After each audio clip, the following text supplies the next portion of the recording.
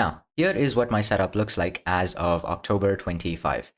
Now, what I'll first do is show you each of the windows. So I have a bunch of windows lined up already. I'm going to show you them, and then I will go ahead and discuss the intricate details of whatever I've included into my setup. So here's what we've got going on so far. If I switch to the first workspace, here we have a fetch, and then we have a Codium, a VS Codium, a playground, an editor in order to edit stuff. Okay, then after that, we have a browser. So this browser is a very beautiful browser, which I will tell you more about later on. If I, let's say, go to reddit.com/r/unixporn, as you see over here, this browser works fantastically. It's great. And then after that, we have this. This is Spotify right now. Spotify is playing music. And then here is Discord. Discord is also themed according to the theme switcher, which I will show you in some time. And here is Kava. And after that, we have a bunch of terminal apps. So this is CMatrix, ASCII Aquarium, Bash Pipes, and TTY Clock. This is pretty much the basics of the system. And of course, we have the app launcher itself. So this is our app launcher. And then we have a custom theme switcher, which I'll show you in a second. And then we have the Overwatch panel. Here we can basically control the volume, enable do not disturb and stuff. And then we can enable night mode, which I'll show you later on. Okay, then we have this, and then we also have a logout menu and a lock screen. Type in the password, this is what you see. Now, if I switch the theme, let's say I pick a theme like Everforest, okay, what's going to happen is it's going to change the wallpaper and then adapt the colors to all the other apps that I've set it to. So VS Codium adapts the colors automatically, so does Niche, so does basically every single terminal. Okay, so does the browser. The browser actually has a bit of blur, so it doesn't matter what theme you're using. This is just automatically configured, right? That, and then after that, for Spotify, Spotify is going to update its colors as well, along with Discord. Discord's already done. This is what Spotify looks like, and this is Kava. And here is the rest of the terminal applications. Now, it might be a little bit slowed down, but that's because this is actually a lot of stuff to run for this computer as of now. As I upgrade this setup, it's going to become much, much faster and smoother in the later videos, so nothing to worry about. If I'm using this without recording, it's so buttery smooth, I genuinely cannot explain just how smooth it looks, but yeah. Let's go back to an original theme, or you know what, let's pick a different theme. Let's pick something like Tokyo Night. Okay, now let's pick this, and we'll use this theme to showcase the rest of the features that are in the setup. Okay, now let me actually close the rest of the windows so that you don't have to deal with too much sluggishness. Okay, I can just pause this, close. You know what, we'll keep Discord here just so that you can see the colors apply. We'll keep a couple of windows open. Like we'll keep this, and then let's keep Discord open. Okay, now we've got that done. I have a list of things that I want to show you that I've added to this setup. So let me just start. First thing is this greetings thing, okay? So what this actually does is it's a script that's actually supposed to show me that greetings window, okay? Basically greet me, and then open a bunch of windows over here. Okay, so it makes me feel like a god, makes me feel like I'm the lord of my own setup, right? Once that's done, it'll open my browser. So let's say I'm doing web dev, it's going to open the web development workspace. So it's going to switch to workspace 1, open a browser window over here, and then what it'll do is move to the second workspace, open a file manager and VS Codium, and then it's just going to let it be. That's what it's going to do. So that's the script that I can use to basically launch my development environment as soon as I log into Hyprland. Now, it's a script where it basically executes once I press a button. I've disabled the other functionality where it switched to the workspace and then it opens the windows and everything, just so that I can show you without messing all the windows up. But yeah, that is what the greetings thing does. Okay, then we have hyperctl kill. So I've bound this to mod k. So let's say I want to kill a window, but then this thing is hung up. Let's say I use something like niche. Okay, for whatever reason, let's say I open another app, but then it's just stuck and then it doesn't want to do anything. I can just use mod k and then use hyperctl kill to get rid of any window. This especially works when, let's say, you're doing something like Kdenlive and then it's gotten stuck. Instead of having to type, find the initial class, initial title, or find the class in the title of the window, and then type in hyperctl kill and then whatever, passing the argument in, I can just type hyperctl kill, or instead of actually typing it, I can just press mod k on my keyboard, which is already bound to this, and then just eliminate the window itself.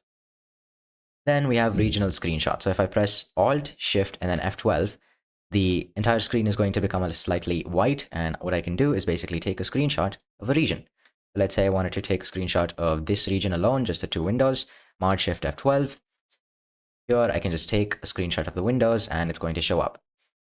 And then after that, we have the file manager. So there are two file managers that I use. Mostly it's going to be either Thunar, which is GTK3, and actually updates immediately if I change the theme.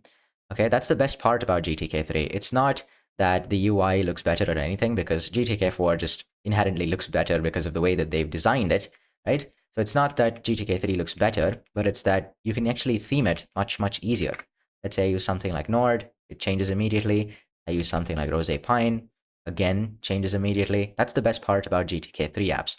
However, if I open something like Nautilus, okay, it's going to be like so, okay? This is what it's going to look like. Now, I can change the theme back to something like Everforest, but then with the way GTK4 apps are designed, the theme doesn't automatically update when the app is still open. So I have to close it and then reopen in order to see any changes. So that's one thing. That is why I personally just use Thunar so that I can get this live theme reloading and then basically have fun with it. Then we have the app launcher, of course, which I already showed you. This is what the app launcher looks like. And then we have a calculator. I've also configured a calculator over here. I can type in any expression like 238 plus 492 is 730. Divide that, just put parentheses here. Let's say I want to divide that by 3 and divide that by 3 multiplied by 2. Let's say I want to do this instead. Divide that by 3 multiplied by 2. So this is basically a calculator that you can use in order to do calculator stuff. Now, just like this custom theme switcher that I showed you, which switches a theme for all the other applications that you saw earlier, okay, including all of these ones, it also works for Waybar. Right now, I have around 6 themes, okay? I have 1, 2, 3, 4, 5, 6, okay. I literally had to count to make sure the themes were there, but yes, so we have 6 themes so far. I can use this theme switcher in order to switch between the themes like so. And of course, due to the nature of the configuration of this setup, what's actually going to happen is it's going to adapt no matter what theme that I use. So let's say I show you this one color over here, and then I choose something like Everforest. This is what you see here. And then after that, something like Night Fox will go back to Night Fox again. This is what you see. Now let's show you the other theme. So this is subtle. Then we have Alchemy. This is what that looks like. Then after Alchemy, we have Ultra Minimal. This one is more macOS inspired. So I used to have this exact bar not too long ago. It was probably around 5 months ago. But yeah, this was the bar that I had back then. As you can see, we've come quite a long way from Ultra Minimal to Velvet Line. And we also have Waybar V1. Now this one I actually have to customize a bit more, but this is the basic aesthetic of it. And then we have V2, which is basically a bottom docked version. This one also changes whether I use Everforest or Night Fox or whatever other color. That's the best part. So let's go back to Velvet Line and let me reload. Okay, let's go back to Night Fox and let's show you the rest of the system. Then we have the title bars. So now, you see these windows over here, right? I can press Mod Y and then get title bars for the windows whenever I choose. That's the best part about having keybinds and basically using Hyprland and configuring it to do this sort of stuff. As you can see, the title bars, they look pretty sweet. And they're not like Windows title bars where basically the middle button is maximized. They're the traffic light buttons that you have on macOS. So on macOS, this red button would be close, and then the middle button would basically minimize, right? It would minimize and then send the window to this special workspace. So if I had to get it back, I can just press this middle button again, and it sends the window over here. And then after that, I have this green button over here. So if I click on this green button, what's going to happen is it's going to maximize. So if I open two windows, they're basically going to be opened in the background. This is the same as the maximize functionality you see in either macOS or Windows, right? Let's say I press this button. Now I can show you this even clearer. Let's say I have window 1 and then window 2 and then window 3, okay? Now if I want to maximize window 3, I just press here and then window 3 is maximized. Whatever other window I open is basically going to be behind this. This is not full screen, this is maximize. If I wanted to full screen, it's better off that I either create a button over here, probably a blue button, or I just press Mod F in order to full screen the window. That is for title bars. And then we have overview functionality as well. Now, if I press Mod Q, it's going to give me this overview window. Now, for kicks and giggles, let me show you C matrix over here. This is what C matrix looks like. And here, if I go to overview, this is what you see. I can go to something like the 9th workspace. And here I can open an aquarium. Ta-da! We have an aquarium. And this is what you see. Of course, you see these gaps in between the different desktops of the workspaces. Those gaps too are colored by the custom theme switcher. How fantastic is that? And not to mention these buttons, they look pretty damn good. Those are some amazing button colors over there. They just look so tasty. Yeah, this is what you see. You just have to go here to reload and make sure everything's reloaded, which it is. Looks so good, especially Discord. Discord with this theme, oh my god, this theme has to be hands down the best one. Honestly, Nightfox is not my favorite anymore. Everforest has to be the best, especially because of the Discord, Spotify, and VS Codium theme. Like, my god, this is so good. But yeah, this is what you see here. So I can close this, and then let's go ahead and close this as well, and leave it be. So that's overview functionality brought about by Hyper Expo, which is a Hyprland plugin. So if I press Super Q, it shows me the overview. And then we have a layout switcher as well. Now, as for the layout switcher, right now, all of these windows are floating, okay? Let's say I open 3 windows. These 3 windows are whatever I see over here. Now, I can also turn off the title bars, by the way, by pressing Mod Shift Y. So that gets rid of the title bars. Okay, now here we are. If I wanted to change the layout from, this is master layout, okay? So in DWM, basically you have one master window over here, and then the rest of the windows, as you probably guessed it, are called slaves. So if you wanted to basically free the slaves, and then get, basically distribute each of the windows properly, if you wanted BSPWM tiling, or let's say scrolling tiling, okay? Let's say you wanted to tile your windows like you have on Neri, or at least get as close as you can. You can press Alt and J in order to switch to the scrolling layout. Now I can switch between the windows like so.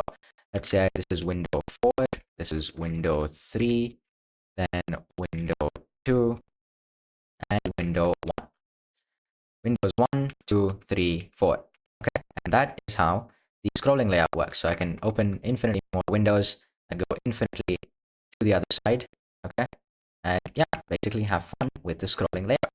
Let's say I wanted to go back to the master layout. What I would do now is just press Shift J, and then I get back the window in the master and slave layout, which is perfect.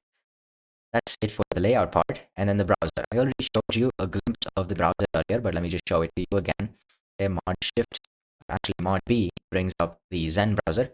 This is what you see here. So I have a page which basically shows the time and then greets me. And this is a static wallpaper that I've chosen so that no matter what theme that I'm using, it still matches. Because let's say I have a green wallpaper and then I'm leaning into the forest vibe, okay? Let's say I want to switch to something like Rosé Pine. But then the thing is, it's still going to be green, this little background over here. So I just make it wallpaper and theme agnostic and just let it be this way so that no matter what theme I choose, this is just going to be black. And of course, we have the best parts about Zen browser, which is basically this part. Now, if I show you the blur actually working, if I switch to a theme like Kanagawa, this is what you see over here, right? Oh, and by the way, if you want to know how to make this stuff, like how to get this VS Codium theme and this fetch along with this Discord theme and the Spotify theme I showed you earlier, along with this browser, I teach you exactly how to do this in the first link in the description. So if you want to know how to do this, it's basically everything I teach you how to do, right? All of this inside of the program, which is the first link in the description. So if you want to know how to do this, if you want to know how to create a custom theme switcher like this one, along with the rest of what I'm going to show you and have already shown you, you can go ahead, click the first link, and I'd be happy to help you out. Okay, now, getting back to where we were, the blur obviously works, right? And this is what the browser looks like. You can go to Reddit again, reddit.com/r/unixporn. If we go here, this is what it looks like. The best part about this browser, instead of using active opacity, because there are 2 ways, okay? There are 2 ways in which you can blur your windows. Either you can use active opacity, which basically gives you blur for the entirety of the window, but then reduces text opacity by a lot, so you actually have readability issues. Or what you can do is use Zen browser or come up with some sort of fix for each of the apps so that somehow only the background is going to be blurred and then the text is going to still be visible. There is still more that you can do with the Zen browser, for example. I'm pretty sure there is a KDE extension or something which allows you to blur the backgrounds of popular sites like Reddit, of course, while still leaving the text intact. So that's something you're going to want to mess around with, all of which, of course, I show you how to do in the program, which is the first link. Okay, that is for the browser. Now, of course, I already showed you the theme switcher, the best part of the system, and the Overwatch panel. This is what you see here. Probably shown you this already. There's also a nightlight. So if I press Mod N, that's going to turn on nightlight and then turn it off. I used to use Hyper Sunset for this, but using WL Sunset is better because sometimes Hyper Sunset doesn't want to work full screen. So if let's say I have an app and then I full screen it, if I use Hyper Sunset in order to provide a backend for this thing, for the night mode, what's going to happen is it just refuses to work full screen. So I just use WL Sunset and I give up on the animation, but then it's still fine. As long as my eyes are protected and not burning at 6 p.m. in the evening, it's all good. Then the color picker, I can press Mod H and then open a color picker, which is basically Hyper Picker. I'm pretty sure if I pick a color here, it's going to copy to the clipboard, which it does. That's what you see. And then volume and brightness. Okay. Now, if I increase or decrease the brightness, I can get a little pop-up in the top right corner of the screen. Same goes for volume, right? I can increase or decrease the volume. I can even mute. If I mute it, it says muted. If I completely decrease the volume to 0%, it says that. Okay, all that fun stuff. Then we have night mode. I already showed that to you. Then we have game mode. Now, game mode, I also like to call blitz mode. The reason why is because of one main reason, right? There's just one reason. Now, all it does is it disables animations, and then reduces gaps and makes all the windows just stick to each other. That's it. Doesn't do much else. Now, the reason why this is actually extremely powerful is one, when you're playing games, you want to actually extract every single little bit of frame rate that you can possibly from your computer, right? Even if it gives you like a 5 or 10 FPS extra boost, like most people, including me, and probably you as well, you're going to take that. We're all going to take it, no matter what, right? That's one thing. And another thing, let's say you're rendering something. Okay, you're using something like Blender or DaVinci Resolve or Kdenlive, you're using it to render something. And what happens is animations and all these fancy effects tend to drain your computer of resources which could actually all be spent on trying to render. So that's another reason why you can use this game mode or blitz mode in order to disable all animations and basically make Hyprland into just another X window manager. Okay, then we have media controls, right? Let's say I open Spotify again, or there's no need to open Spotify actually. I can just press F9, F10, or F11 and basically switch between any media that's currently playing. This works best with Spotify, but let's say I wanted to do the same for YouTube. It depends on the browser. In my experience, what happens is sometimes, okay, let's say some browsers may most likely LibreWolf, okay, let's say you have a playlist playing on Spotify, not Spotify, but actually YouTube. Let's say you press the forward key, F11, if you've configured it to be. What should happen is it should flip through the playlist and then basically go to the next video, which most often it does. But then some browsers like Brave don't exactly do that. So you're going to have to figure it out and test it for yourself to see how you can make media controls work with browsers. But with Spotify, you can use playerctl, which is actually the backend. You can use playerctl, and that should have you covered. It's just playerctl next or play pause or something like that. Playerctl next. Right now, there are no players found, but that's what it does. You can bind it to F11 to go next, F10 to play pause, F9 to go back, previous. And then we have the lock screen, which I already showed you. So this is the fantastic lock screen you see here. Let's say I show you with a different theme. I pick Nord. This is the lock screen. Right now, the wallpaper hasn't been properly configured for Nord. So if I pick a theme like Rose Pine, the wallpaper should show. As you can see, it does show. So it doesn't show you the actual preview behind your screen. So it doesn't take a screenshot of your desktop and then just show you that. What it shows you is the actual wallpaper. And then, of course, lastly, we have finally the zoom. So I can press Mod, Super, and then basically press plus in order to zoom into the screen. And I can press Mod minus in order to zoom out of the screen. Let's say I wanted to zoom out all at once, just press Mod Shift minus, and then that is going to completely zoom out of the screen. Let's say I show you that here again. So Mod plus is going to zoom in, basically works with the cursor. It blurs the screen a little bit, but then it's a good trade-off that you have to make, right? Let's say I want to zoom out again, press Control minus, not Control, but Super minus. You can bind it to a different key if you want to.